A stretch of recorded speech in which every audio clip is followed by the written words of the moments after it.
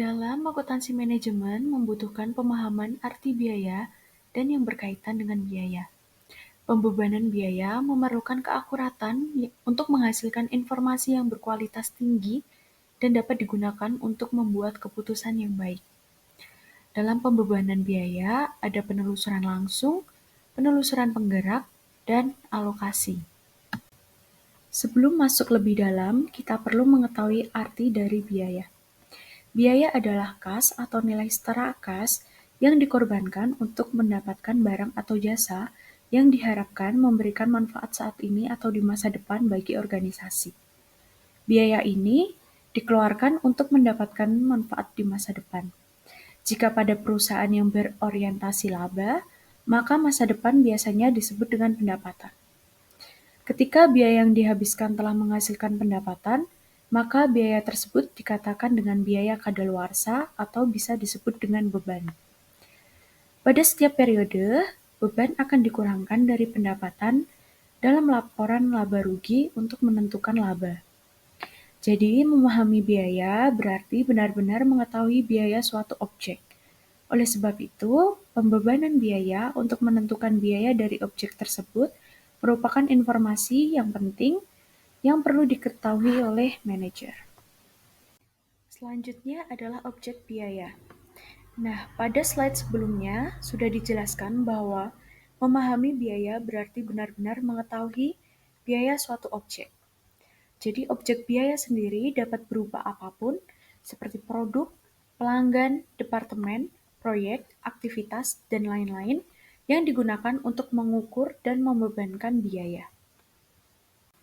Keakuratan pembebanan. Keakuratan tidak dievaluasi berdasarkan pengetahuan tentang biaya yang sebenarnya. Keakuratan dilakukan secara wajar dan logis terhadap penggunaan metode pembebanan biaya. Tujuannya adalah mengukur dan membebankan biaya dari sumber daya yang dikonsumsi objek biaya sebaik mungkin. Jadi menetapkan hubungan sebab akibat antar biaya yang dibebankan oleh objek biaya adalah kunci untuk membuat pembebanan biaya secara wajar. Selanjutnya adalah penelusuran. Dalam penelusuran ada ketertelusuran dan metode penelusuran. Dalam ketertelusuran, yaitu hubungan antara biaya dan objek biaya, harus digali untuk membantu meningkatkan keakuratan pembebanan biaya. Biaya dapat berkaitan dengan objek biaya secara langsung maupun tidak langsung. Biaya tidak langsung adalah biaya yang tidak dapat ditelusuri dengan mudah dan akurat sebagai objek biaya. Sedangkan biaya langsung adalah biaya yang dapat ditelusuri dengan mudah dan akurat sebagai objek biaya. Ditelusuri dengan mudah berarti biaya yang dibebankan dengan cara yang layak secara ekonomi. Sedangkan ditelusuri dengan akurat berarti biaya dapat dibebankan dengan menggunakan hubungan sebab akibat. Jadi, ketertelusuran adalah kemampuan membebankan biaya pada objek biaya dengan cara yang layak secara ekonomi berdasarkan hubungan sebab akibat. Selanjutnya adalah metode penelusuran. Metode penelusuran dibagi menjadi dua, yaitu penelusuran secara langsung dan penelusuran penggerak. Akan dijelaskan di slide berikutnya. Selanjutnya adalah metode penelusuran. Penelusuran biaya pada objek biaya dapat terjadi melalui salah satu dari dua cara, yaitu yang pertama, penelusuran langsung, dan yang kedua adalah penelusuran penggerak. Penelusuran langsung adalah suatu proses pengidentifikasian dan pembebanan biaya yang berkaitan secara khusus dan fisik dengan suatu objek. Jadi, penelusuran ini paling sering dikerjakan melalui pengamatan secara fisik. Selanjutnya adalah penelusuran penggerak, yaitu penggunaan penggerak untuk membebankan biaya pada objek biaya. Di dalam konteks pembebanan biaya, penggerak adalah faktor penyebab yang dapat diamati dan faktor penyebab yang mengukur konsumsi sumber daya objek biaya. Oleh sebab itu, penggerak adalah faktor yang menyebabkan perubahan dalam penggunaan sumber daya dan memiliki hubungan sebab akibat dengan biaya yang berhubungan dengan objek biaya. Lalu, penelusuran penggerak biasanya kurang akurat dibandingkan penelusuran langsung. Akan tetapi, jika hubungan sebab akibatnya kuat, maka tingkat keakuratan yang lebih tinggi dapat diperkirakan. Selanjutnya adalah alokasi. Alokasi bisa disebut dengan pembebanan biaya tidak langsung pada objek biaya. Biaya tidak langsung adalah biaya-biaya yang tidak dapat dibebankan pada objek biaya, baik dengan menggunakan penelusuran langsung maupun penggerak. Hal ini berarti tidak ada hubungan sebab akibat antara biaya dan objek biaya, atau penelusuran tidak layak dilakukan secara ekonomis. Karena tidak terdapat hubungan sebab akibat, pengalokasian biaya tidak langsung didasarkan pada kemudahan atau beberapa asumsi yang berhubungan. Ringkasan pembebanan biaya. Pada pembahasan sebelumnya telah dijelaskan ada 3 metode pembebanan biaya pada objek biaya, yaitu penelusuran langsung, penelusuran penggerak, dan alokasi. Dari ketiga metode tersebut, penelusuran langsung merupakan metode yang paling akurat. Metode ini bergantung pada hubungan sebab akibat yang dapat diamati secara fisik. Biaya, pengidentifikasian, penggerak, dan penilaian kualitas dari hubungan sebab akibat jauh lebih besar dibandingkan dengan penelusuran langsung atau alokasi. Salah satu keunggulan alokasi adalah kemudahan dan rendahnya biaya implementasi. Akan tetapi, alokasi adalah metode yang tingkat keakuratan pembebanan biayanya paling rendah dan penggunaannya harus dapat mungkin dihindari.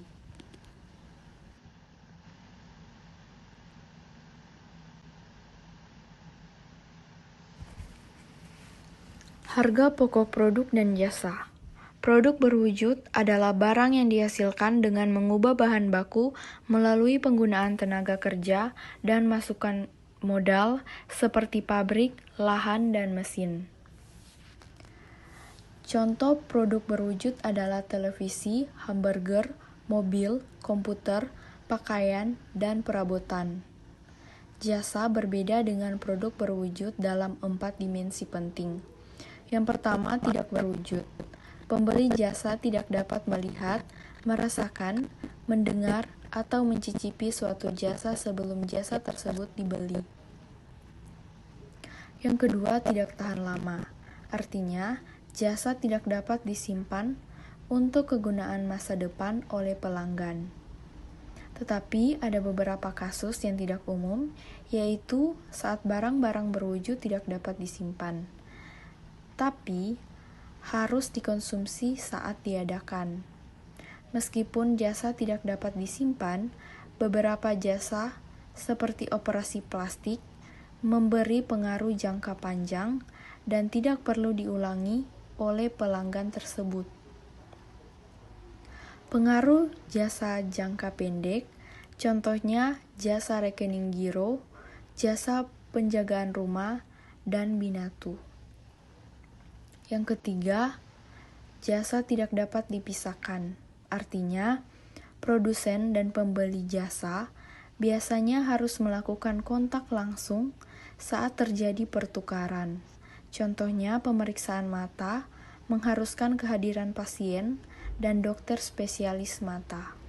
Yang keempat, tidak selalu sama.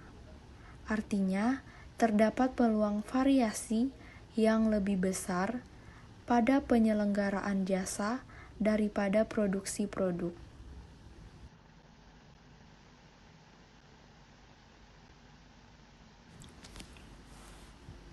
Selanjutnya, biaya yang berbeda untuk tujuan yang berbeda. Harga pokok produk adalah pembebanan biaya yang mendukung tujuan manajerial yang spesifik.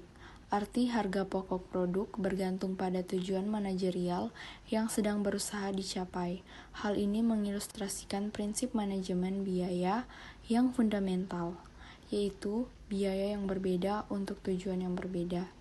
Sebagai contoh pertama, anggaplah pihak manajemen tertarik dengan analisis tingkat laba strategis.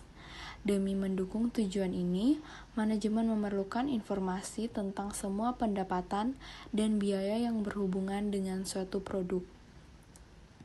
Pada kasus ini, rantai nilai harga pokok produk Telah sesuai karena memperhitungkan semua biaya yang diperlukan untuk melihat tingkat laba strategis.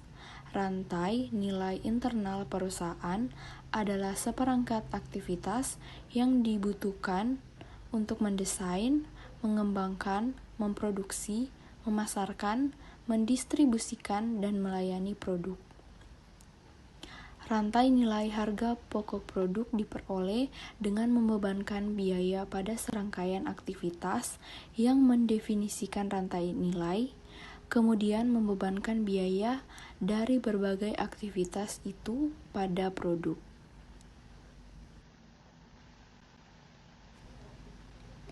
Harga pokok produk dan pelaporan keuangan eksternal. Tujuan utama sistem manajemen biaya adalah perhitungan harga pokok produk untuk pelaporan keuangan eksternal. Biaya dikelompokkan dalam dua kategori fungsional utama, yaitu produksi dan non-produksi. Biaya produksi adalah biaya yang berkaitan dengan pembuatan barang dan penyediaan jasa. Biaya non-produksi adalah biaya yang berkaitan dengan fungsi desain, pengembangan, pemasaran, distribusi, layanan pelanggan, dan administrasi umum. Biaya non-produksi sering dibagi dalam dua kategori umum: biaya penjualan yang mencakup biaya pemasaran, distribusi, dan layanan pelanggan, dan biaya administrasi yang mencakup biaya desain, pengembangan, dan administrasi umum. Selanjutnya ialah bahan langsung dan tenaga kerja langsung. Untuk bahan langsung sendiri ialah bahan yang dapat ditelusuri secara langsung pada barang atau jasa yang sedang diproduksi. Sedangkan untuk tenaga kerja langsung ialah tenaga kerja yang dapat ditelusuri secara langsung pada barang atau jasa yang sedang diproduksi. Keduanya memiliki pengamatan secara fisik, sehingga hal ini dapat mengukur kuantitas baik dari produk ataupun karyawan dari bahan langsung dan juga tenaga kerja langsung. Sebagai contoh, untuk bahan langsung sendiri ialah besi pada mobil, kayu perabotan, dan juga kain kasa. Sedangkan tenaga kerja langsung ialah kepala koki restoran, perawat bedah, dan juga pilot. Lalu selanjutnya adalah overhead, atau semua biaya produksi dikelompokkan dalam satu kategori yang disebut overhead atau biasa disebut dengan beban pabrik atau factory burden. Sebagai contoh, biaya listrik dan air, biaya tenaga kerja tidak langsung, biaya sewa gedung, dan juga biaya reparasi atau pemeliharaan. Overhead memiliki karakteristik yang pertama ialah jumlah tidak proporsional dengan volume produksi, yang kedua sulit ditelusuri dan diidentifikasi, dan yang ketiga jumlah yang tidak material. Lalu selanjutnya ada biaya utama dan konversi. Untuk biaya utama atau prime cost, yakni biaya yang langsung berhubungan dengan produksi, yaitu jumlah bahan langsung dan tenaga kerja langsung.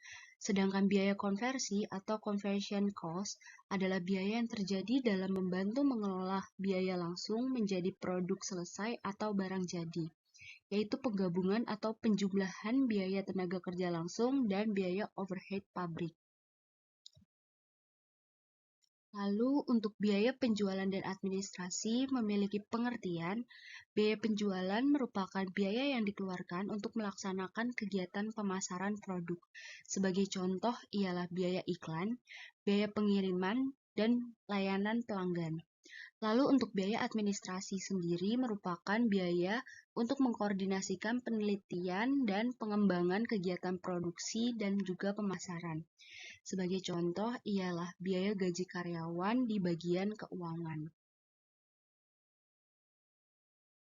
Lalu untuk laporan laba rugi perusahaan manufaktur memiliki penjelasan, yakni dalam pendekatan perhitungan biaya absorpsi atau full costing, beban dipisahkan menurut fungsi, kemudian dikurangi dari penjualan untuk menghasilkan laba sebelum pajak.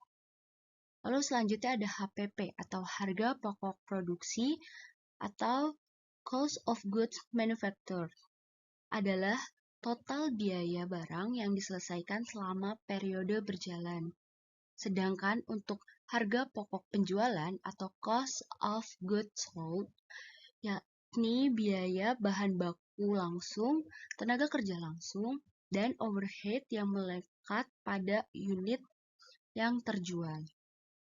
Lalu untuk barang dalam proses atau work in process terdiri atas semua unit yang telah diselesaikan sebagian dalam produk pada titik waktu tertentu.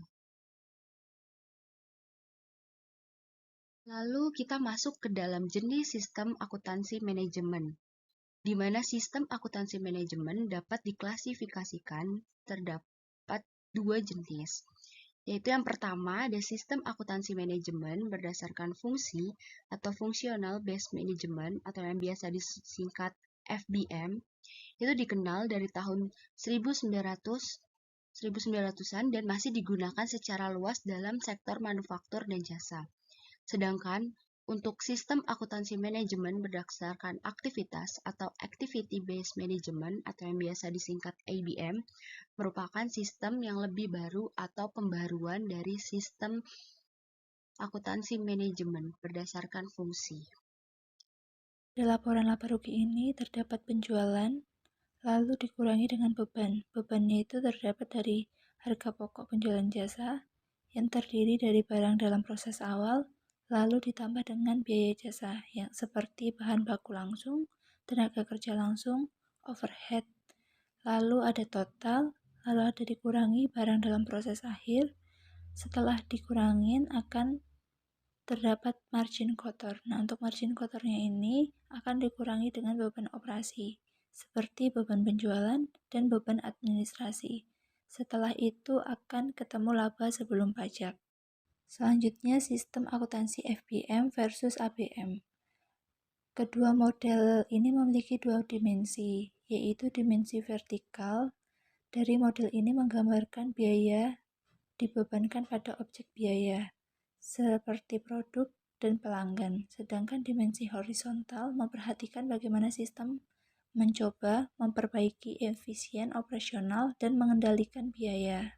Elemen utama dari model FBM adalah fungsi, sedangkan elemen utama dari model ABM adalah aktivitas.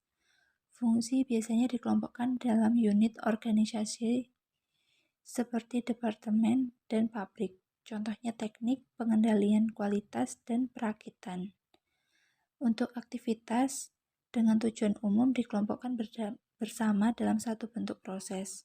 Sebagai contoh, pembelian barang, permintaan barang, dan pembayaran barang yang diterima adalah aktivitas utama yang menggambarkan proses penggandaan persediaan. Perbandingan setiap dimensi akan memberikan pandangan mendalam yang signifikan atas perbedaan kedua model akuntansi manajemen tersebut. Perbandingan antara sistem manajemen biaya berdasarkan fungsi dan aktivitas. Berdasarkan fungsi, penggerak berdasarkan unit, sedangkan berdasarkan aktivitas, penggerak berdasarkan unit dan non-unit. Lalu, berdasarkan fungsi, intensif dalam pengalokasian, sedangkan berdasarkan aktivitas, intensif dalam penelusuran. Lalu, berdasarkan fungsi, perhitungan harga pokok produk secara sempit dan kaku, sedangkan berdasarkan aktivitas, perhitungan harga pokok produk secara luas dan fleksibel. Berdasarkan fungsi, berfokus pada pengelolaan biaya, berdasarkan aktivitas, berfokus pada pengelolaan aktivitas. Lalu selanjutnya, berdasarkan fungsi, informasi aktivitas sedikit, berdasarkan aktivitas, informasi aktivitas terperinci. Selanjutnya, berdasarkan fungsi, memaksimalisasi kinerja unit individual, sedangkan berdasarkan aktivitas, memaksimalisasi kinerja seluruh sistem. Lalu yang terakhir itu ada penggunaan pengukuran keuangan untuk kinerja, itu berdasarkan fungsi, sedangkan berdasarkan aktivitas itu penggunaan ukuran keuangan dan non-keuangan untuk kinerja. Selanjutnya, pilihan dari sistem akuntansi manajemen. Akuntansi manajemen berdasarkan aktivitas menawarkan keuntungan yang signifikan, termasuk perbaikan keakrutan perhitungan harga pokok produk, memperbaiki pengambilan keputusan, serta meningkatkan perencanaan strategis dan kemampuan yang lebih baik dalam mengelola aktivitas. Secara khusus, sistem berdasarkan aktivitas sesuai untuk mendukung sasaran perbaikan berkelanjutan, yang merupakan tujuan penting bagi perusahaan untuk bersaing secara global.